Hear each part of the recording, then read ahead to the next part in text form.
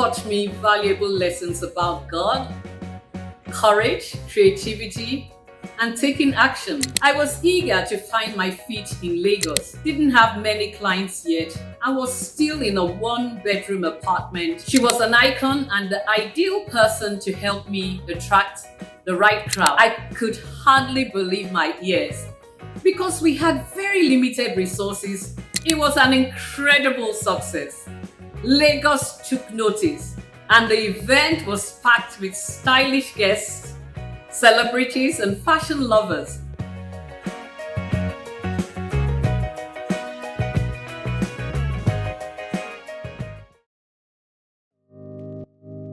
Have you ever wondered how one bold step can change your business completely?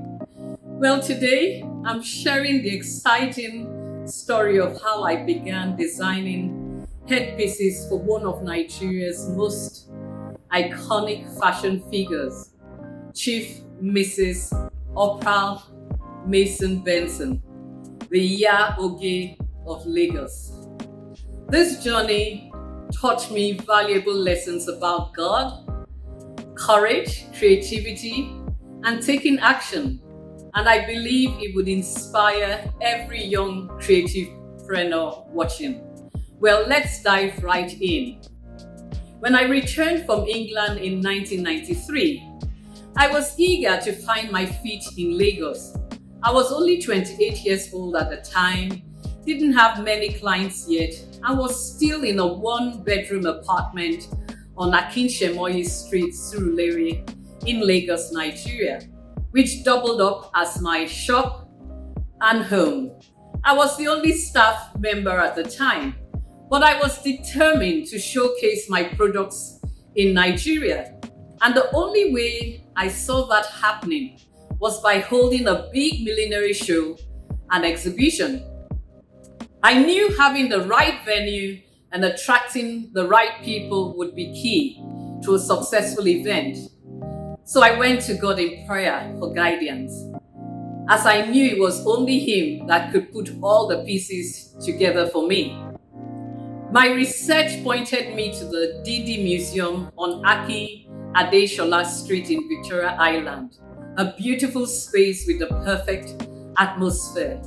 Thanks to my parents, I was able to secure this prime location.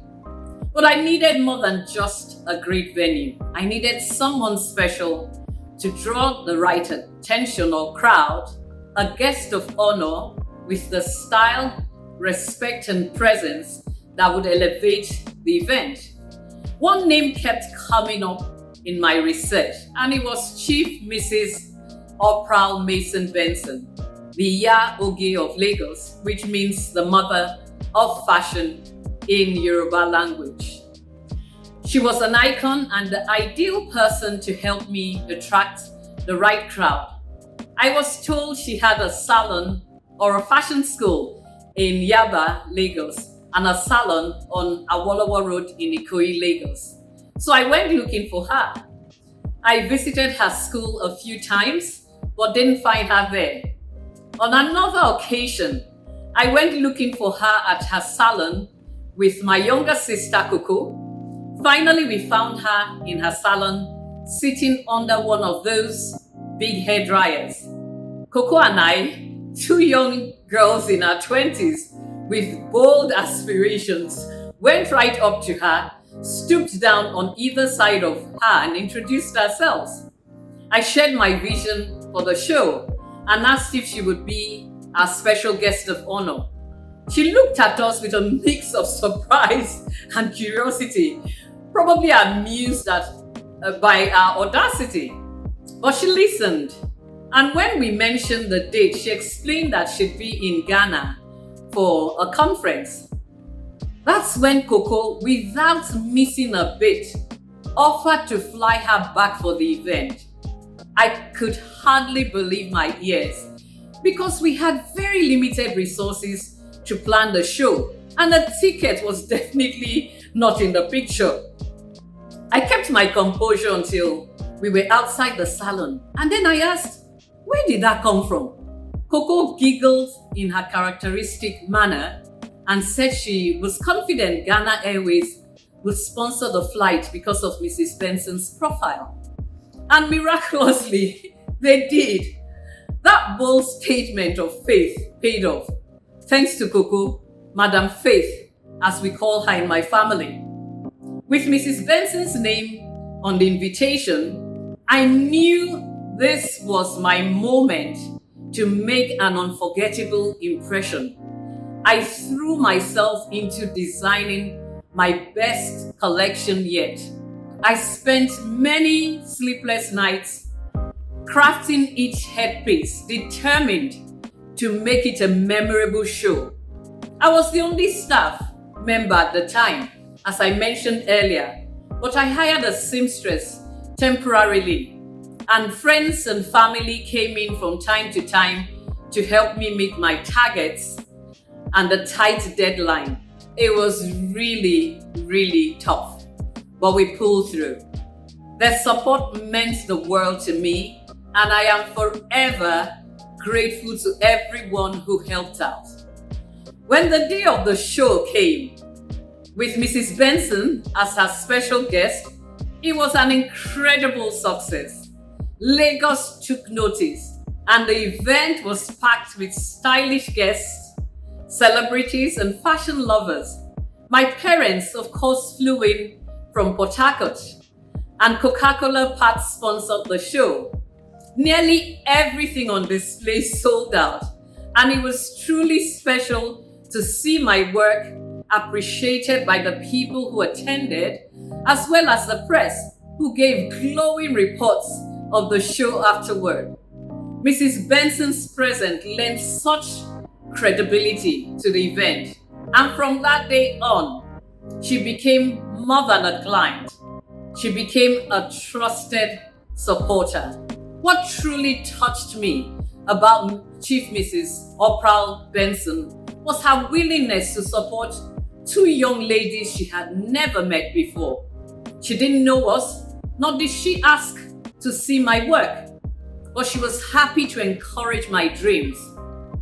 It was at the show that she saw my creations for the first time. She took a chance on me, and I'll always be grateful for that. Her support helped put her brand on the map in Lagos and beyond, and it's something I'll never forget. Over the years, she continued to be an extraordinary client.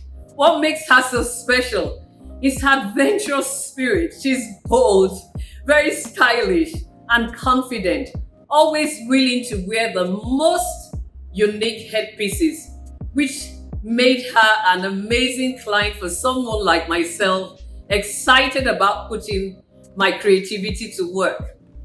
She was an incredible model for John 33 Designs. Whenever we launched a new product, like Iya Oge, the head tie hat, which we gave to the world, or our Nefertiti-inspired turbans, or one of a kind glamorous hats, she would be one of the first to wear them with grace and style, which of course led to more business coming our way. The incredible thing was that she always insisted on paying for them, even though I was more than happy to make them complimentary. I guess she wanted to encourage this young lady. God bless her. I continue to celebrate her as both a fashion icon and a mother figure, a woman of her word with a heart of gold. She remains one of my most treasured people. When I got married in 1998, she flew all the way to Port Harcourt for my wedding and conducted the cutting of the cake. I have maintained a close relationship with her and visited her recently. Mama, as I fondly call her, still exudes style and class. Looking back, I'd have to say she's the only person I ever went looking for in the 33 years of my business.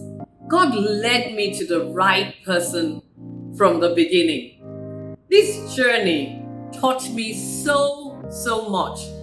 and I hope my story offers some valuable insights. Here are 9 lessons for every creativepreneur. Number 1, seek God first. Pray for God's guidance in all you do. With hindsight, I realized God led me to Mrs. Benson and granted me such incredible favor with her. I could not have done this myself. Number 2, there is never a perfect time to launch out. I was not yet in my ideal showroom in Ikoyi, had limited resources, was the only staff, and didn't have the right connections. I had every excuse not to hold a show, but guess what? I did. Number 3, be bold. Don't let fear hold you back. Take that first step, even if it feels intimidating. I took that bold step to hold a big show at the right location and went looking for the right person to chair the occasion. It was certainly not easy, but I did it, and so can you. Number 4, stay creative. Think outside the box like Koko did. With the return ticket idea, creativity can open unexpected doors. Number 5, persevere. Challenges will come, but persistence makes the difference. I did not give up when my initial efforts to find Mrs. Benson proved abortive. I persevered till I found her and got her consent. Number 6, take action. Don't wait for opportunities to find you. Go after them, like I did, even without funds or connections. Number 7, step out in faith. After you've prayed, take that leap, even if it doesn't all add up. That's what I did, and so can you. Number 8, value relationships. The right connections like Mrs. Benson's support can be life-changing. You never know who God can use, and it is important to note that He does not always use people like Mrs. Benson. It might be the least expected person. Number 9, seek excellence. Put your best into every project. There is no second chance to make a great first impression. Having great designs and good finishing was important to me, as was putting up a good show and exhibition. These lessons have shaped my 33 years as a creativepreneur, and I hope they inspire you to keep going after your dreams. As I am very careful to always give absolute glory to God and honor my amazing parents, the Honorable Justice and Mrs. P.O.E. Bassi, who believed in me from the cradle till they passed on, and of course, the rest of my family. I'm also grateful for Mrs. Benson's support.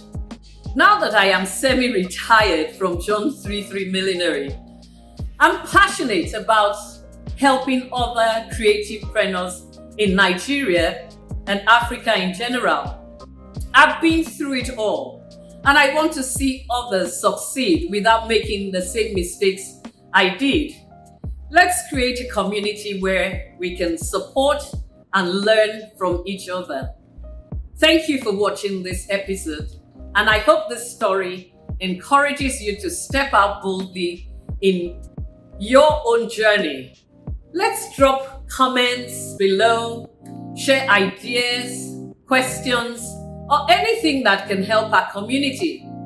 In my next video, I'll take you to the world-famous Royal Ascot, where I showcased my work in 1991, 1992, and 1997. It's full of unforgettable experiences and lessons I can't wait to share. So see you soon.